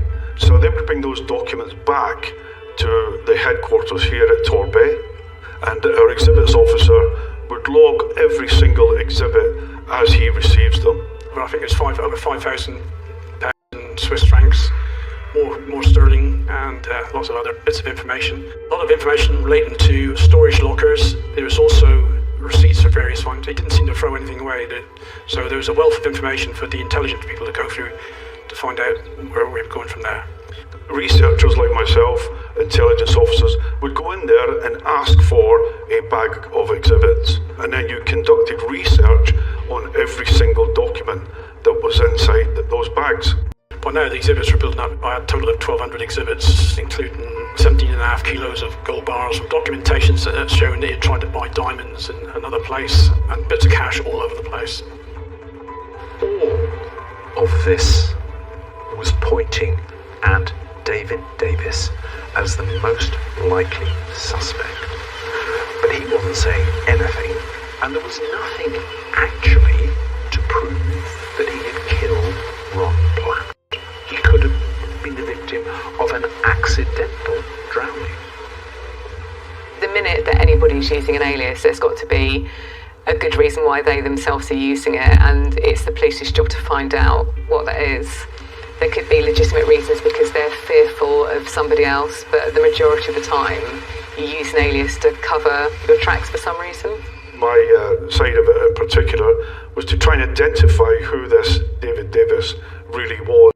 We now had his fingerprints because he had been charged with the offence, and those fingerprints were then found out throughout the UK databases. We also requested Interpol to send them over to Europe, and in particular to Switzerland, where we believe this man may have been. So we were now looking for his true identity. Because of this link into Canada, I was making contact with the Canadian, which I believe was a secretary in the High Commission in Canada. I constantly called this person because I believed that they had access to other departments that may help.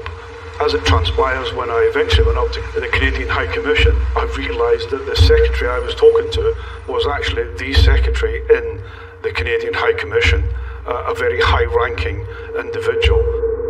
We pursued the fingerprints, sent them over to Canada. It transpires that we hit the jackpot with this. He wasn't just wanted in Canada, he was one of the most wanted in Canada, and his real name was Albert Walker.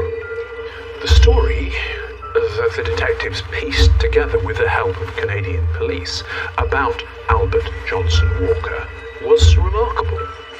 In Canada, the crimes were centred around embezzlement, fraud. There was a very large amount of money had been stolen from Canada. It was reaching millions, whereas we searched, we would find gold bars that he had converted this stolen money through Switzerland and was purchasing gold bars.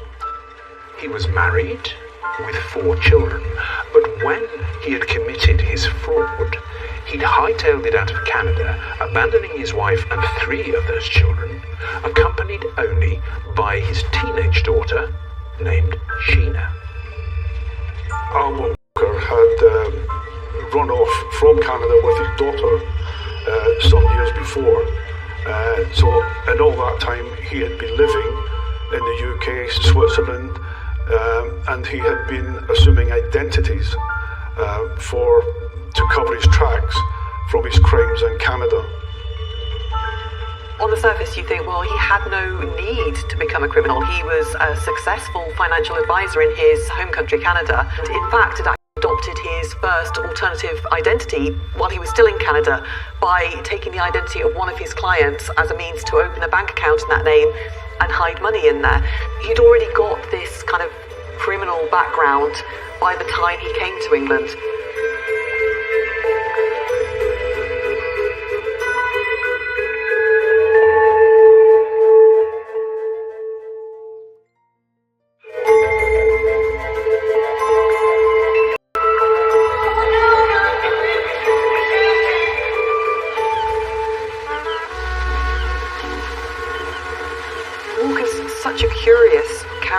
In that he'd had this successful life in Canada, and then he comes to kind of, southwest England and just pretends to be an ordinary person, lives his life, and carries on living his life. I think it's a bit simplistic to say he would have been happy just being flat for the rest of his life. I doubt that somehow, and I wonder whether he would eventually have got bored of it and then sought another individual to kind of take on their life. Even without this murder, he wasn't a harmless individual. He was hurting people. So I think that track record suggests that he would have carried on hurting people and kind of shape-shifting as he went on through life. And you have to remember, he did have this very unsavoury aspect to him in terms of his relationship with his daughter, and he claimed at one point that he said she was his wife. As Albert Walker left Canada in 1990 in company with his 15-year-old daughter, I'm under no doubt that Sheena went of her own volition, but Albert Walker is a very manipulative individual and will have coerced her and groomed her to believe what he was saying was true. She went with on her own free will, but she is a real victim in this. So at the time, I was doing numerous inquiries, and I distinctly remember got a phone call from a sergeant who told me to turn around. I had to be at Heathrow Airport the next morning to pick up Barbara Walker and confront Sheena with her mother and to see what her reaction was. So it was actually social services that broke the news to Sheena that her mother was over here, and over a period of days and through negotiations, a meeting was arranged at a social services building in Essex where Sheena met her mother for the first time in 6 years. It was a really highly charged moment when mother sees Sheena for the first time. But you've got to remember that Sheena was completely still under the spell of her father and had been turned against her mother completely by his manipulative ways. Sheena was still on bail for murder, and the decision had to be made about what to do with her. The police were of the firm view that only one person was responsible for Ronald Platt's murder, and that was Albert Walker. So the decision was made to cancel Sheena's bail and allow her to return to Canada. And I was tasked with seeing whether or not Sheena would give us a statement to assist us with what had happened to Ronald Platt, and she provided me a very lengthy statement.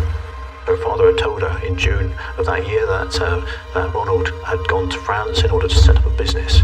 She had last seen Ronald in Christmas, the past Christmas, so wasn't aware that actually Ronald was, when they were on holiday in Devon, only a few miles from. The other important aspect in that statement was she told us that her father had gone sailing, and in particular had gone sailing, she was able to say the day, on the 20th of July, and on that day he'd come back very late at 10 o'clock at night. And of course that's crucial because that's when Ronald Platt was killed on that day by Albert Walker. Mobile phone records confirmed he'd been in Brixham in the days surrounding the when Ron fell into the water or went into the water and met his death. But that wasn't enough. There was nothing to say that Ron Platt had been murdered.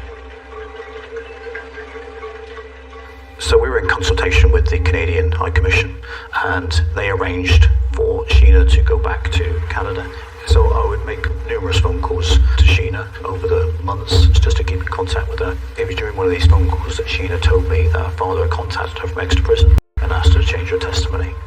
He asked her to say to the police that she was mistaken, that actually she did know that Ronald Platt was in the area in Devon in July 1996, and she must have just forgotten. This is a case around circumstantial evidence. Part of that circumstantial evidence is that Albert Walker kept it secret that Ronald Platt was in the area of Devon when he went sailing with him. Why would he? Because he was clearly planning to kill him. So I was tasked to travel to Canada and took a statement from Sheena. I wrote the statement, and then Sheena was reading it, and she was really unsure as to whether or not she should sign it. I think she realised how damning this statement was. Our barrister asked me if Sheena would give evidence. I couldn't answer that question. We're asking Sheena an awful lot, We're asking her to come to the UK, a strange country, to give evidence in a murder trial. Not only that, but a murder trial involving her father. And it was a massive undertaking. And I couldn't say at that point whether or not she would attend. Walker planned everything. He took his time. He was very cautious in terms of working out what to do, how to do it, and he would make these meticulous plans as to what to do to achieve his ends. So his planned fishing trip with Ronald was the same. It was planned. He'd gone out and made sure that he had everything he needed.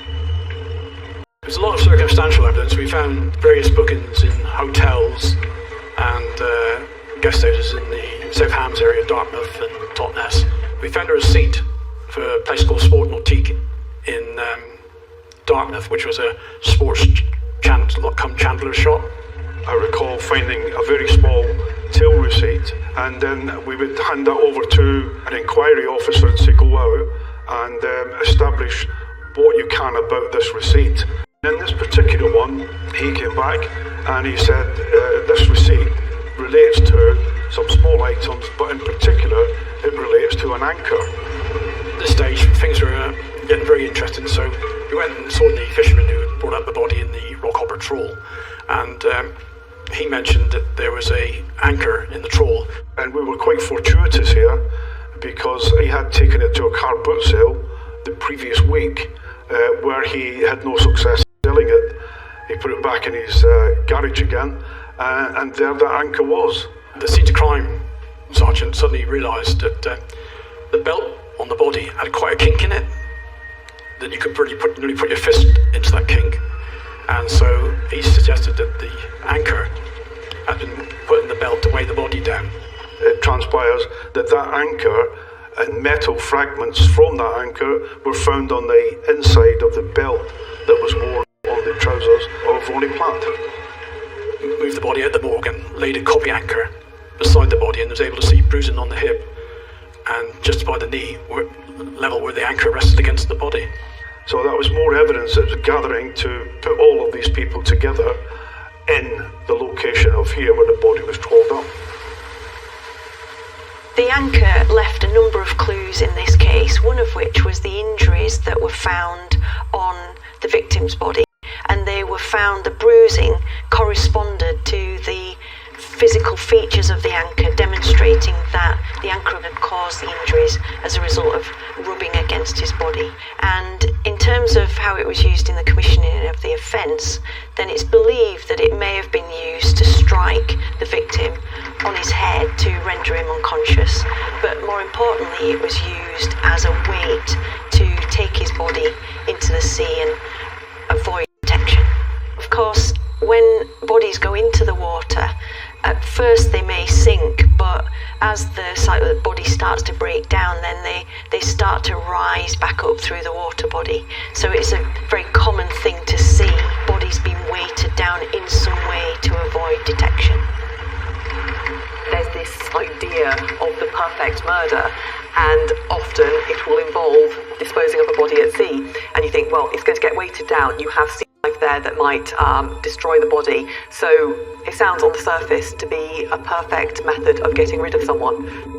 So the purchase of the anchor in a premeditated attack essentially led the police to Albert Walker through his credit card records. The Rolex watch itself showed the time of, I think it's 11:43, but at the date of the 22nd, Rolex were able to say that the watch would have kept going for roughly between 40 to 44 hours. We had an expert from the Swansea University who was able to say, due to the tidal conditions at the time, that the body would have not have moved and the flow of the water would not have been enough to self-wind the watch if the arm was moving. So he was able to work backwards then so that the body probably was in the water on the 20th, which corresponded to the GPS data had been shut off. Analysts play a really critical role when it comes to presenting information to the jury. So the best murder inquiries are when you've got an analyst who starts on the job at the very beginning and follows that job all the way through. So they're the person with overarching knowledge of the inquiry, and one of their main roles is to take really complex information and distill it down so it's very, very easy to understand. So that's done in a number of ways, such as presenting timelines where each event is represented by a different line on a spreadsheet, or it could be introducing mapping to show where boats had gone at a certain time, what time they'd left the harbour, where they'd gone to in the sea, had they turned around quickly and come back again. On the boat that was taken out, it was established there was a mast on the boat that suggested that a GPS tracking device had been attached to it. The mast was in place, which gathered a certain amount of information and then got downloaded to the ship's computer, but the actual GPS tracking system, which would have given the more detailed information, was missing. We then moved on to doing searches of the storage units. We found another 5 gold bars and the GPS system for his yacht, the Lady Jane, and revealed 3 suitcases with the personal effects of Ronald Platt in his clothing and stuff like that. So it was really the overlaying of the information from the GPS. That information came into the inquiry quite late. Once that information comes in, it's then important to see where it fits in the timeline. So you're always fact-checking. So you would have built a timeline through witness statements, GPS is established, you're looking to validate that information, and if there's something that doesn't fit in with the analytical work that's already taken place, then you have to start again and see. He was aware that the GPS could give him away, and he wanted to remove that. But at the same time, to keep it safe implies that he wanted to remind himself of what he'd done. Look how clever I was. I committed this murder. This GPS was part of it, and I've kept it as a symbol or a memento of that crime.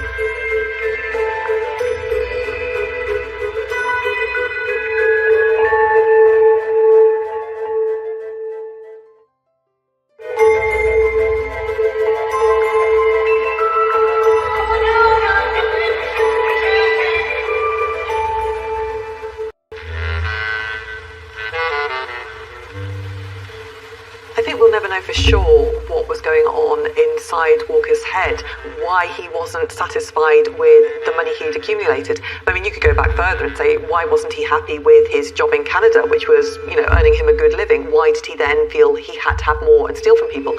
And I don't know whether it's something psychologically where if you have that kind of mentality, nothing's going to make you happy. So you have to keep moving on and doing more and more and more. You get the thrill of committing crime, and that's what spurs you on. What we strongly came to the conclusion was that with Ronnie Platt coming back from Canada and claimed that he didn't want to live there, he's got to do something about this. And he had this yacht called the Lady Jane, and this yacht was moored up in Totnes. He convinced Ronnie Platt that he wanted to take this boat, the Lady Jane, over to Chelmsford. His real plan then, as we know now, was to do away with Ronnie Platt out at sea when he thought it was far enough away. We came to the conclusion that he was hit over the head and that the anchor was stuffed in his belt in order to weigh him down at sea. Otherwise it would have just floated up and it would have been washed across anywhere into Devon and Cornwall coastline. And he thought he was successful at that. And he did it anything, wallets or anything except for his Rolex watch.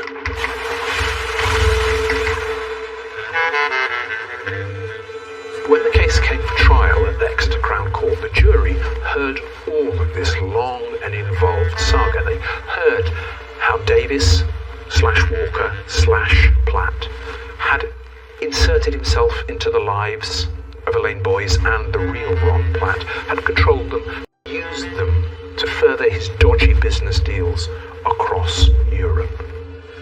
Based it on circumstantial evidence, but there was a lot of circumstantial evidence.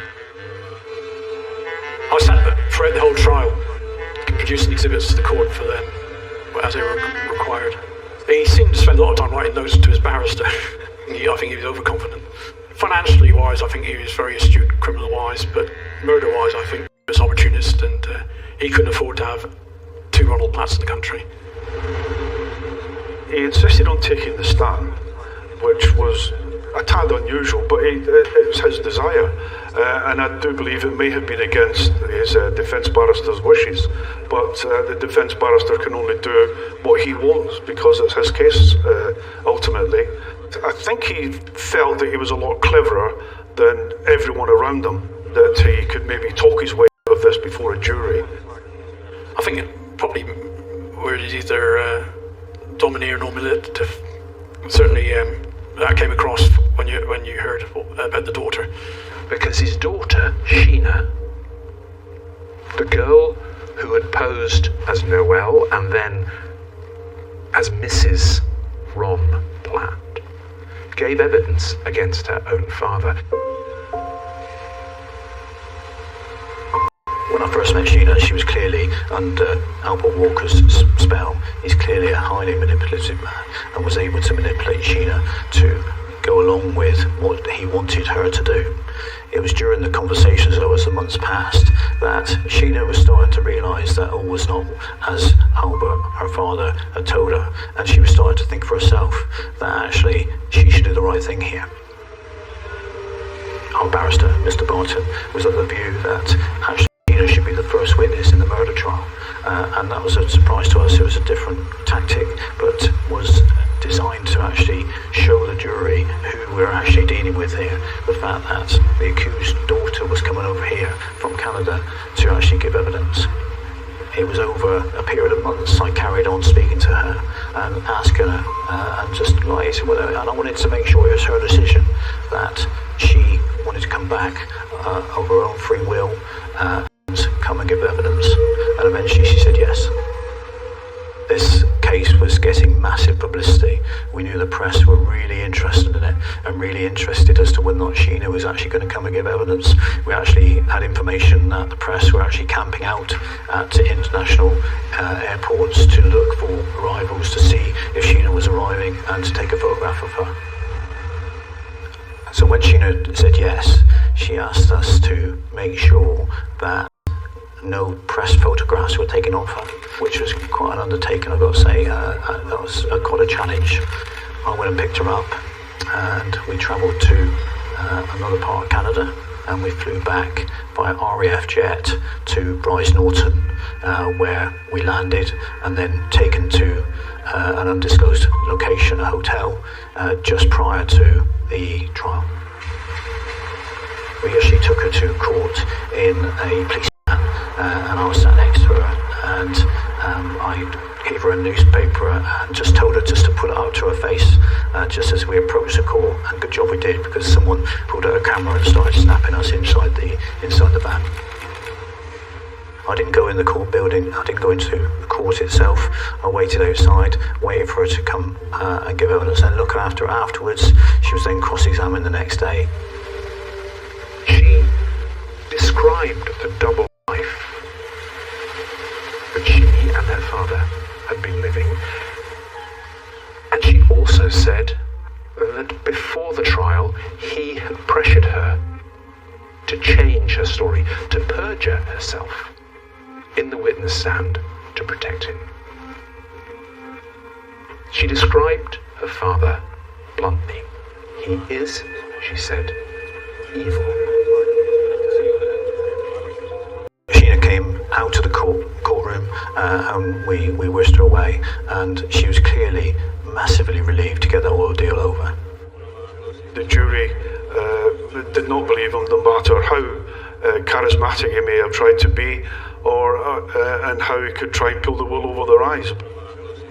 The judge took Albert Walker to task. He'd committed a callous crime aimed solely at protecting himself and protecting the entire fraudulent identity theft he'd built up to protect his own dodgy business dealings. He was sentenced to life imprisonment, and they also had the Canadian authorities to deal with. I understand that having served about 17, 18 years, he went back over to Canada, where he was then dealt with by the Canadian authorities for the crimes of the fraud and the theft of monies. He spent the next 20-odd years behind bars in Canada, and when he was scheduled for release, he was given a limited test run. Albert Walker broke the terms very quickly of that day release and was returned to prison. Today, Albert Johnson Walker, alias David Davis, alias Ron Platt, remains behind bars in Canada. It's one of the best investigations I've ever worked on. I've done about 5 or 6 murders all over the years, but this one was fascinating. We always say that what if the watch had been taken off? What if the anchor had been sold? And other things. What if Pete Redmond had not gone to the wrong address? Where would it have gone? There was no need for Walker to commit the crimes that he committed. You know, he was always chasing after something else. He was not happy with his life in Canada, even though on the surface it was a very happy, very successful life. That success was not enough for him. And so it's really hard to understand why he took on Ronald Platt's identity in the first place and why he had to kill him. What we asked Eunice to do was incredibly difficult for her, and I just wanted to make sure that we looked after her for it while she was in the UK, and I have enormous sympathy for her and enormous respect for what she did. She was clearly manipulated by her father at the age of 15, and then subsequently until her arrest when she was 21. But what she did by coming to the UK and giving that evidence was actually showing her father that actually, no, you don't control me anymore.